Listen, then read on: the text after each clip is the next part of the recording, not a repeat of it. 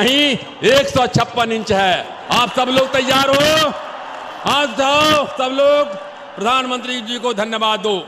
और इसलिए जो है साथियों, मैं इतना ही कहना चाहता हूं, कुछ लोग इसमें राजनीति कर रहे हैं, लेकिन प्रधानमंत्री जी के रहते हुए जिस प्रधानमंत्री जी ने चुरू में जिस शब्द का इस्तेमाल किया, वो आप उस समय में आपका मस्तिष्क से नहीं दिल से आवाज था। और वो प्रधानमंत्री दिल का इतना चौड़ा है कि उधर हमारा सेना दुश्मन का सफाया कर रहा है और इत्मीनान से आम पब्लिक के बीच में, जनता के बीच में मेट्रो से जाकर के बच्चों से मिल रहे हैं, नौजवान से मिल रहे हैं, अकलियत से मिल रहे हैं। ये है भारत का प्रधानमंत्री।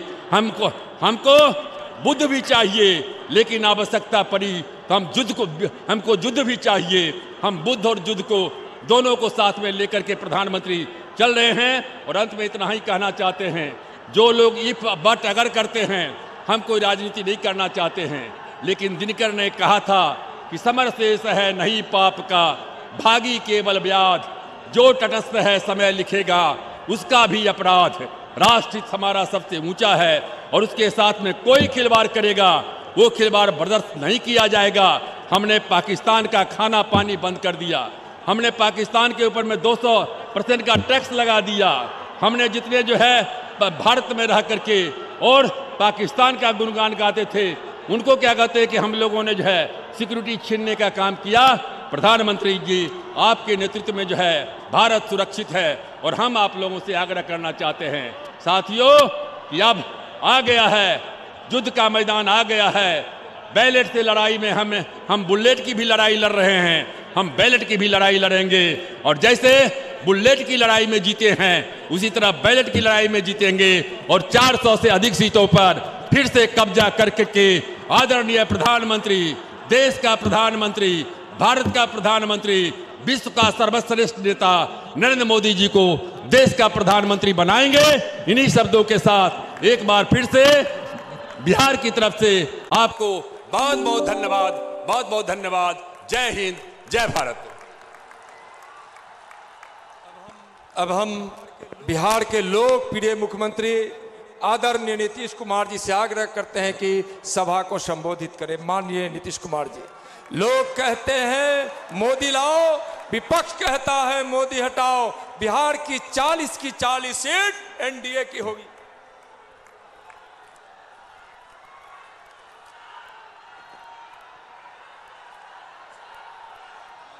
माननीय प्रधानमंत्री आदरणीय श्री नरेंद्र मोदी जी, लोक जनशक्ति पार्टी के राष्ट्रीय अध्यक्ष और माननीय केंद्रीय मंत्री श्री रामविलास पासवान जी, भाजपा के राष्ट्रीय महासचिव एवं बिहार के प्रभारी श्री भूपेंद्र यादव जी, जनता दल यू के संसदीय दल के नेता और राष्ट्रीय संगठन महासचिव श्री आरसीपी सिंह जी, लोजपा संसदीय बोर्ड के अध्यक्ष श्री चिराग पासवान जी, जनता दल यू के प्रदेश अध्यक्ष आदरणीय वशिष्ठ भाई, भाजपा के प्रदेश अध्यक्ष श्री नित्यानंद राय जी, लोजपा के प्रदेश अध्यक्ष श्री पशुपति कुमार पारस जी, बिहार के माननीय उप मुख्यमंत्री श्री सुशील कुमार मोदी जी, माननीय मंत्री विजेंद्र प्रसाद यादव जी, श्री राजीव रंजन सिंह उर्फ ललन जी, अशोक चौधरी जी, मोहतरमा कहकसा परवीन जी, भाजपा के संगठन महामंत्री श्री नागेंद्र जी, यहाँ उपस्थित सभी माननीय केंद्रीय मंत्रीगण, राज्य सरकार के सभी माननीय मंत्रीगण, माननीय सांसदगण, बिहार विधानसभा एवं बिहार विधान परिषद के यहाँ उपस्थित माननीय सदस्यगण, बिहार एनडीए के घटक दलों के सभी सम्मानित नेतागण, यहाँ उपस्थित पत्रकार मित्रों, संकल्प रैली में उपस्थित बहनों एवं भाइयों, मैं सबसे पहले आप सबका जो संकल्प रैली में शामिल हुए हैं उनका मैं अभिनंदन करता हूं, उनका मैं स्वागत करता हूं। और हम लोगों की इस रैली में आदरणीय प्रधानमंत्री जी आए हैं, मैं उनका अभिनंदन करता हूं, उनका स्वागत करता हूं। अभी जो कुछ भी घटना घटी है, जो कुछ आतंकियों ने किया और उसमें जो हमारे वीर जवान शहीद हुए, और उसके बाद माननीय मोदी जी के नेतृत्व में केंद्र सरकार ने जो पहल की और सेना को अधिकार दिया, उन्हें पूरी जिम्मेवारी दी, और जो पूरा देश का ये माहौल बना है कि आतंकवाद के खिलाफ सब लोग एकजुट हो गए। और अब जिस तरह से कार्रवाई हो रही है आतंकवाद के खिलाफ, मैं उसके लिए देश की सेना को सलाम करता हूं। माननीय मोदी जी को इस बात के लिए मैं बधाई देता हूं। जो कुछ भी हुआ, सीआरपीएफ के जवान हमारे शहीद हुए, ये पटना जिले के मसौढ़ी के तरेगनाडीह के संजय कुमार सिन्हा जी, भागलपुर के कहलगांव के रतनपुर के रतन कुमार ठाकुर जी, ये उस घटना में शहीद हुए। इसके बाद आतंकियों के साथ मुकाबले में फिर हमारे बिहार के बेगूसराय के जिले के रहने वाले सीआरपीएफ के इंस्पेक्टर पिंटू कुमार सिंह शहीद हुए। मैं इन सभी शहीदों का अभिनंदन करता हूं। और जिस तरह से आतंकवाद के खिलाफ और आतंकियों को बढ़ावा देने वाले जो तत्व हैं, उनके खिलाफ जो कार्रवाई हो रही है, और उस कार्रवाई के दौरान जो हमारे वायुसेना के विंग कमांडर अभिनंदन वर्धमान को जो वहां लोगों ने वहां पकड़ा पाकिस्तान ने, और अंततोगत्वा उनको रिलीज करना पड़ा 60 घंटे के अंदर। और इसके लिए मैं भारत सरकार को और मोदी जी को विशेष तौर पर बधाई देता हूं, और अपनी सेना को इस बात के लिए मैं बधाई देता हूं। और मैं विंग कमांडर अभिनंदन का अभिनंदन करता हूं अपनी तरफ से और आप तमाम लोगों की तरफ से। और जानते हैं ये सब काम तो चलेगा ही, आतंकवाद से किसी भी प्रकार का समझौता नहीं होगा। जो भी जरूरी कदम है वो सरकार उठाएगी, इसका मुझे पूरा भरोसा है, पूरा विश्वास है, और पूरे देश के लोगों को इस बात का भरोसा है। और केंद्र में रहते हुए माननीय मोदी जी ने जो काम किया, उस काम को हमेशा लोग उसकी चर्चा करते हैं। और जिस तरह से प्रधानमंत्री उज्ज्वला योजना इन्होंने चलाई, और एक गरीब गुरबा आदमी को भी एलपीजी का कनेक्शन मिला, और किस तरह से गांव में लोग भोजन बनाते थे, किस तरह से धुएं को झेलना पड़ता था महिलाओं को, आज एलपीजी कनेक्शन मिलने से एक तो पर्यावरण बेहतर हुआ है, और दूसरी तरफ गरीब घर की महिलाओं को इसका लाभ हुआ है। मैं इसके लिए आपको बधाई देता हूं। और इसके बाद जो आयुष्मान भारत जन आरोग्य योजना की शुरुआत आपने की है, जिसमें कोई भी जो एससीसी सोशियो इकोनॉमिक कास्ट सर्वे के आधार पर जो चिन्हित किया गया है 10 करोड़ 74 लाख परिवार, उनको इलाज के लिए हर साल 5 लाख रुपए की सहायता दी जाएगी। ये कोई मामूली कदम नहीं है, मैं इसके लिए भी बधाई देता हूं। और इसका लाभ लोगों ने उठाना शुरू किया, और बिहार में भी इस पूरे योजना के अंतर्गत 1 करोड़ 8 लाख परिवार शामिल है, और लोगों ने इसका लाभ उठाना शुरू किया है। इसकी चर्चा बढ़ने लगी है।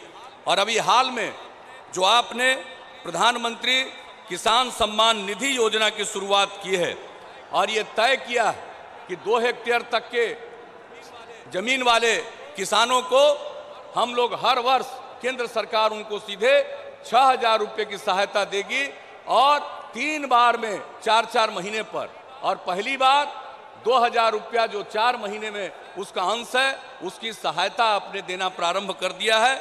मैं इसके लिए भी बधाई देता हूं।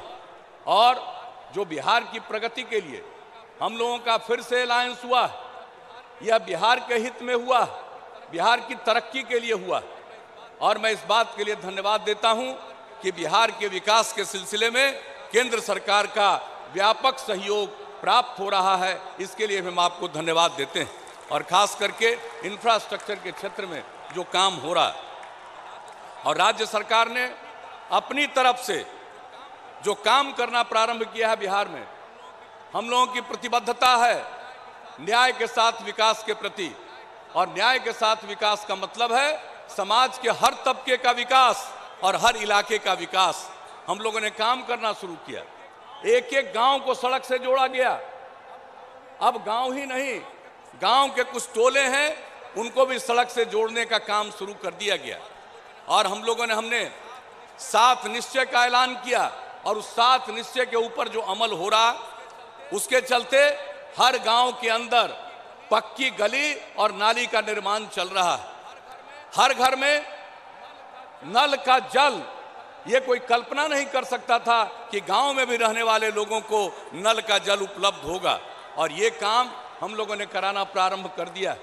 और 2 तरह से जो गुणवत्ता प्रभावित इलाके हैं उसको लोक स्वास्थ्य अभियंत्रण विभाग के माध्यम से, और जो गुणवत्ता प्रभावित इलाके नहीं हैं उनको विकेंद्रित तरीके से पंचायतों के अंदर, शहरों के अंदर वार्ड वाइज उसका काम हम लोग कर रहे हैं तेजी से, और उसका अनुश्रवण भी किया जाता है। और इसके बाद देश भर की योजना हमारे राज्य में भी स्वच्छ लोहिया बिहार अभियान भी हम लोग चला रहे हैं। और हम लोगों का लक्ष्य है कि एक एक घर में शौचालय बन जाए। और प्रधानमंत्री जी, मैं आपको आश्वस्त करता हूं कि इस साल के बापू के जन्म दिवस के अवसर तक 2 अक्टूबर 2019 तक हम लोगों का संकल्प है कि घर घर शौचालय का काम हम पूरा कर देंगे। और इस तरह से बिहार ने जो काम किया है, हमारे 7 निश्चय के अंतर्गत था महिलाओं को सरकारी सेवाओं में 35% का आरक्षण, ये हम लोगों ने देना प्रारंभ कर दिया, लागू कर दिया।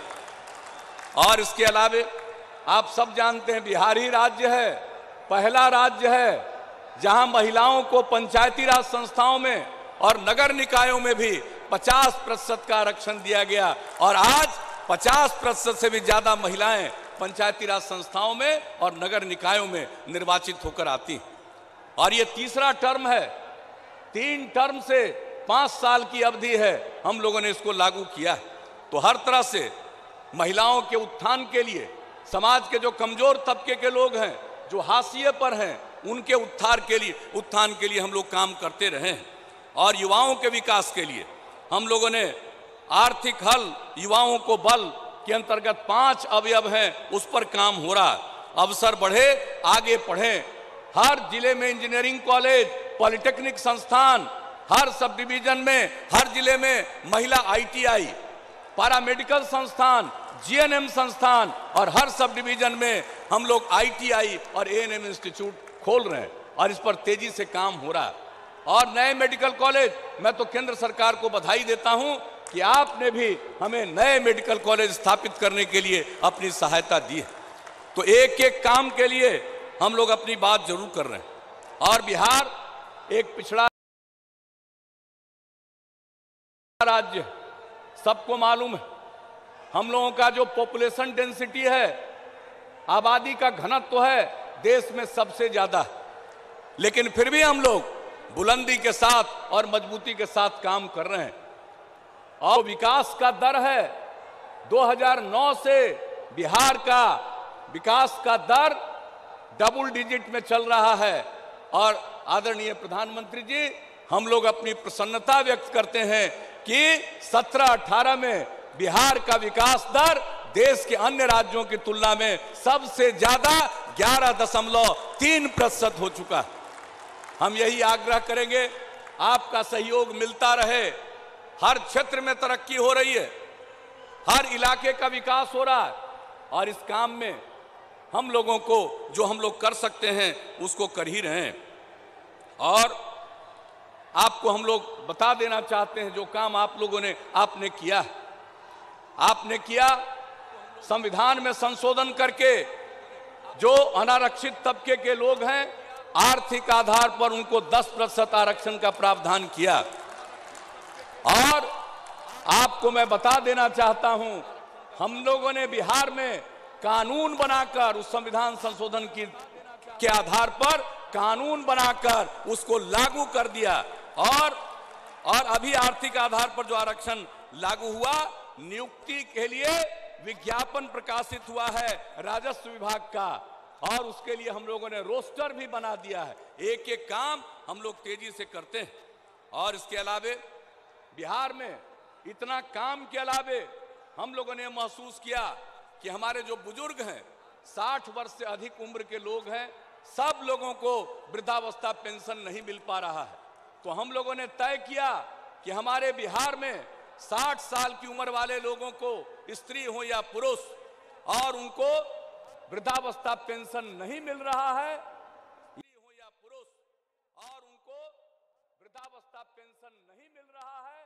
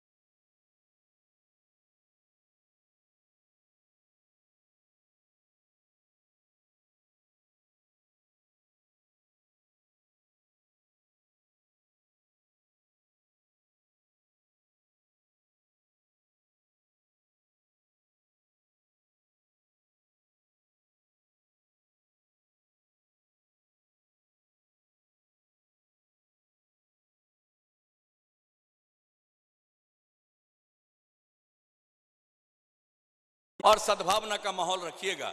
हम सब लोगों को एक दूसरे की इज्जत करनी चाहिए और सद्भाव। कोई किसी धर्म को मानने वाला है, वो अपने धर्म के मुताबिक पूजा पाठ करता है, लेकिन हम लोगों का ये दायित्व है, कर्तव्य है, हम देश को मजबूत करना चाहते हैं, तो कोई किसी भी धर्म का हो, हम एक दूसरे